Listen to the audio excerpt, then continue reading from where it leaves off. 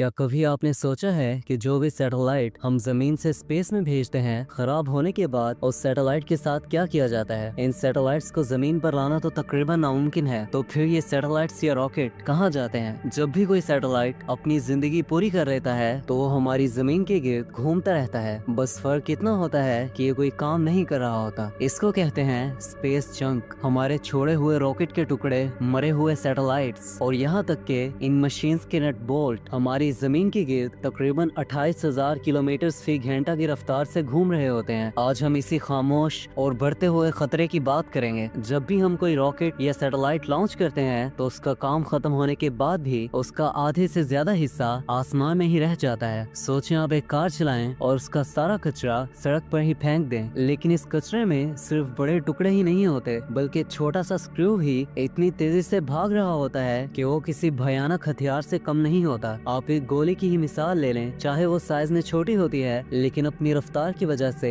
वो जानलेवा होती है। जरा सोचिए, आज आपकी जिंदगी का कौन सा ऐसा हिस्सा है जो सैटेलाइट पर नहीं चलता? Mobile network, GPS, online banking, मौसम की जानकारी और यहाँ तक कि फ्लाइट कंट्रोल, सब कुछ इन्हीं सैटेलाइट्स के जरिए चलता है। अब सोचिए, अगर एक भी इम्पोर्टेंट सैटेलाइट इन स्पेस जंग के छोटे से टुकड़े से भी टकरा जाए तो इस टक्कर से पूरा सिस्टम फेल हो सकता है, इंटरनेट रुक सकता है, हवाई जहाज अपना रास्ता भूल सकते हैं और कम्युनिकेशन टूट सकती है। और सबसे बड़ा डर है कैसलर सिंड्रोम। जब एक टक्कर होगी तो मजीद कचरा पैदा होगा जो कि नए सैटेलाइट्स को भी नुकसान पहुंचाएगा और आहिस्ता आहिस्ता हम अपने ही कचरे की वजह से इस जमीन में कैद हो जाएंगे। हाल ही की रिपोर्ट के मुताबिक हमारी जमीन के ऑर्बिट में 1 सेंटीमीटर से बड़े तकरीबन 10 लाख से ज्यादा टुकड़े घूम रहे हैं और हर साल तकरीबन 100 से ज्यादा नए सैटेलाइट्स को हमारे स्पेस में भेजा जाता है, जिसका मतलब ये है कि स्पेस में ये कचरा मजीद बढ़ रहा है। इंटरनेशनल स्पेस स्टेशन, जहां हमारे एस्ट्रॉइड रहकर स्पेस में एक्सपेरिमेंट्स करते हैं, इसको हर साल अपनी डायरेक्शन बदलनी पड़ती है। वजह वही कि स्पेस में हमारे रॉकेट्स के बचे हुए हिस्से और मरे हुए सैटेलाइट्स इसके रास्ते को डिस्टर्ब करते हैं। तो इनसे बचने के लिए इंटरनेशनल स्पेस स्टेशन हर साल अपना रास्ता बदलता है। साइंटिस्ट दिन रात इस मसले को हल करने के लिए कोशिश कर रहे हैं। इस स्पेस जंग को खत्म करने के लिए साइंटिस्ट डिफरेंट तरीकों पर काम कर रहे हैं, लेकिन ये तो सिर्फ शुरुआत है। प्रॉब्लम कितनी बड़ी है इसका आप अंदाजा इस चीज से लगा सकते हैं कि अगर आज भी हम स्पेस में रॉकेट और सैटेलाइट्स को भेजना बंद कर दें तो पहले से मौजूद जंग को साफ करने में हमें दहाइयां लग जाएंगी। अब ये भी सोचिए कि अगर आज कुछ ना किया गया तो सन 2050 तक क्या होगा? नए सैटेलाइट्स को लॉन्च करना कितना ज्यादा मुश्किल होगा? चांद पर जाने का मिशन और मार्स का सपना कैसे पूरा होगा? क्योंकि हमारे स्पेस से निकलने के लिए हमें अपने मिशंस को ऐसे बनाना पड़ेगा कि वो किसी तरह इस स्पेस जंग से बचकर हमारी जमीन के एटमॉस्फेयर से बाहर निकल सकें।